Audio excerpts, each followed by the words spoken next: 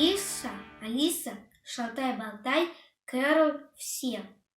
Кэрол. Яйцо, однако, все росло и росло, в облике его постепенно стало появляться что-то человеческое. Подойдя поближе, Алиса увидела, что у него есть глаза, нос и рот. Сделав еще несколько шагов, поняла, что это шалтай-болтай собственной персоной. Алиса: а как похож на яйцо? Шалтай-болтай: да чего мне это надоело? Все зовут меня яйцом. Ну просто все до единого. Алиса: я только сказала, что вы похожи на яйцо, сэр. К тому же некоторые яйца очень хороши собой. Шалтай-болтай: а некоторые люди очень умны, совсем как грудные младенцы. Все. Шалтай-болтай сидел на стене. Шалтай-болтай свалился во сне.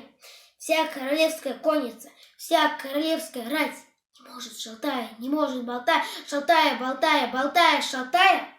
Шалтай-болтай собрать. Шалтай-болтай: что это ты там бормочешь? Скажи-ка мне лучше, как тебя зовут и зачем ты сюда явилась? Алиса: меня зовут Алиса. А какое глупое имя? Что оно значит? Алиса: разве имя должно что-то значить? Шалтай-болтай: конечно, должно. Возьмем примером мое имя. Оно выражает мою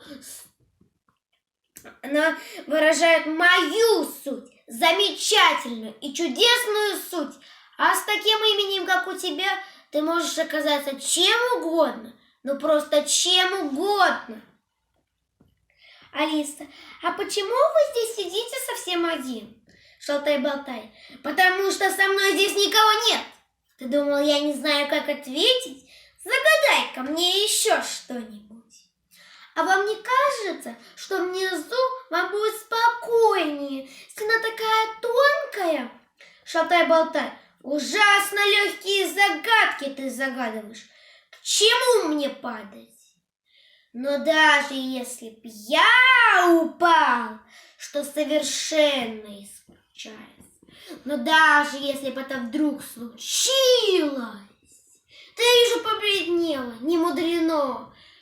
Да, король обещал мне, он так прямо мне и сказал, что он... Алиса: пошлет всю свою конницу, всю свою рать. Шалтай-болтай: ну уж слишком! Ты подслушивала под дверью, за деревом в печной трубе, а не то откуда бы тебе об этом знать? Алиса: нет, я не подслушивала, я узнала об этом в книжке. Шалтай-болтай: ну в книжке про это могли написать. Это, можно сказать, история Англии. Так, кажется, вы ее называете. Смотри же на меня хорошенько. Это я разговаривала с королем. Я и никто другой. Можешь пожать мне руку. Я не гордый. Алиса: к сожалению, я не очень хорошо его понимаю. Шалтай-болтай: теперь моя очередь спрашивать. Вот тебе вопрос. Как ты сказала, сколько тебе лет? Алиса: 7 лет и 6 месяцев. Шалтай-болтай: а вот и ошиблась. Ты ведь мне об этом ни слова не говорила. Алиса: я думала, вы хотели спросить, сколько мне лет. Шалтай-болтай: если б я хотел, я бы так и спросил. 7 лет и 6 месяцев. Какой неудобный возраст. Если б ты со мной посоветовалась, я бы тебе сказал, остановись на 7. Но сейчас уже поздно. Алиса: я никогда ни с кем не советуюсь, расти мне или нет. Шалтай-болтай: что? гордость не позволяет. Алиса, ведь это не от меня зависит. Все растут. Не могу же я одна не расти. Шалтай-болтай. Одна, возможно, и не можешь, но вдвоем уже гораздо проще. Позвала бы кого-нибудь на помощь и прикончила все это дело к 7 годам. Алиса, какой у вас красивый пояс? Нет, не пояс, а галстук. Ведь это, конечно, галстук. Или нет? Я, кажется, опять ошиблась. Это пояс. Пожалуйста, простите. Алиса. Ты сейчас шалтай-болтай. Как мне надоели все, кто не может отличить пояса от галстука. Алиса, ты страшно необразованная, я знаю. Шалтай-болтай, это галстук, дитя мое. И очень красивый. Тут ты совершенно права. Подарок от белого короля и королевы. Алиса, неужели? Шалтай-болтай, они подарили его мне. Они подарили его мне на день рождения. Алиса, простите. Шалтай-болтай, я не обиделся. Можешь не извиняться. Алиса, простите, но я не поняла. Подарок на день рождения? Что это такое? Шалтай-болтай. Подарок, который тебе дарят не на день рождения, конечно. Алиса, мне больше нравятся подарки на день рождения. Шалтай-болтай. А вот и зря!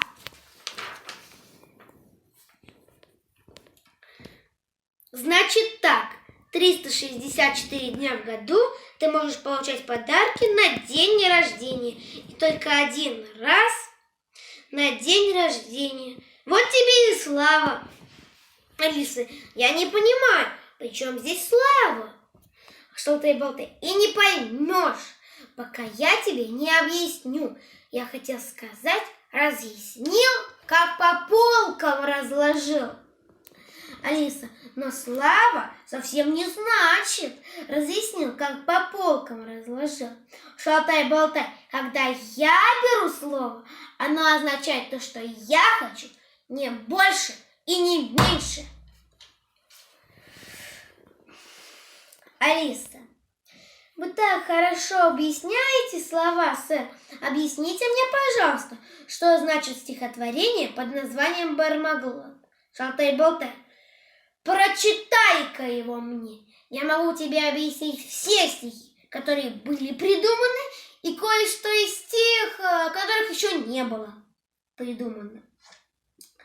Все воркалось, хлипкие шарки пырялись по нове, и хрюк катали зелюки, как мумзики в воде.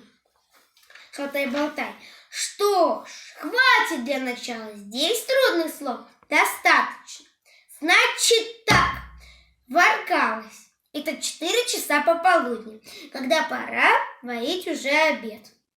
Алиса, понятно, а хливки? Шалтай-болтай, хливки – это хлипкие и ловкие. Алиса, да, теперь мне ясно. А шарки кто такие? Шалтай-болтай, это помесь хорька, ящериц и штопора. Алиса, забавный должно быть у них вид. Шалтай-болтай, да, с ним не соскучишься. А гнезда они вьют в тени солнечных часов, а едят они сыр.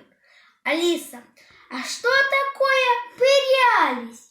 Шалтай-болтай, прыгали, ныряли, вертелись.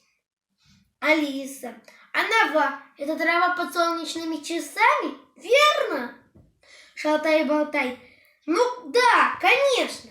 Она называется нова, потому что простирается немножко направо, немножко налево. Алиса, и немножко назад?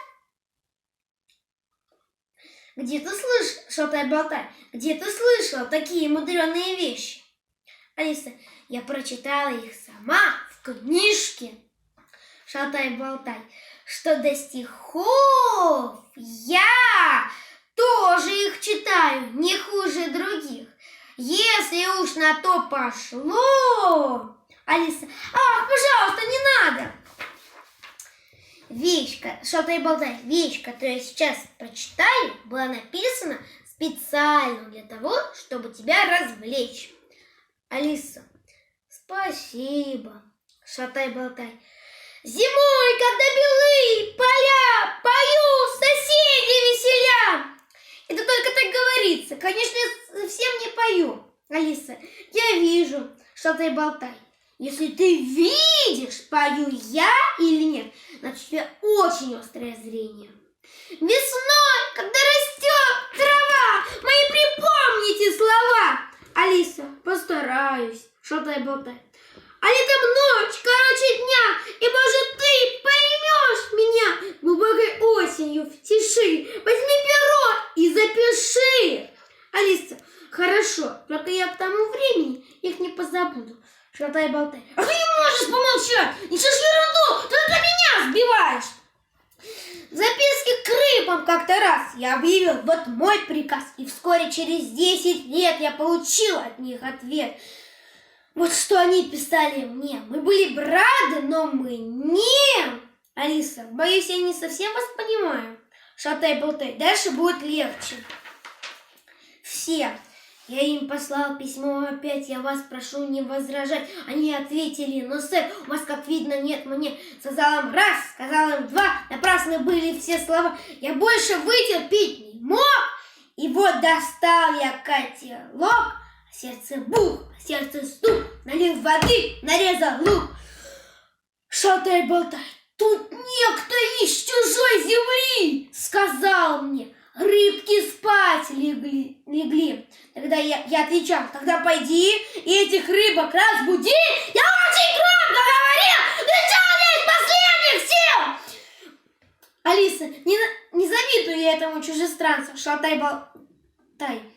Но он был горд и был упрям, и он сказал, какой бедлам. Он был упрям и очень горд, и он воскликнул, что за черт? Я штопор взял и вотерпас, сказал я, обойдусь без вас. Я волновался неспроста, но дверь оказалась заперта. Стучал я в дверь, стучал в окно, и настучался бы я, но... Алиса, это все? Шалтай-болтай, да, прощай. Алиса, до свидания. До свидания. Надеюсь, мы еще встретимся. Шалтай-болтай, даже если встретимся, я тебя все равно не узнаю. Ты так похожа на всех людей. Алиса, до свидания. В жизни не встречала такого препротивнейшего. В жизни не встречала такого препротивнейшего. Но ей не суждено было закончить эту фразу. Страшный грохот прокатился по лесу.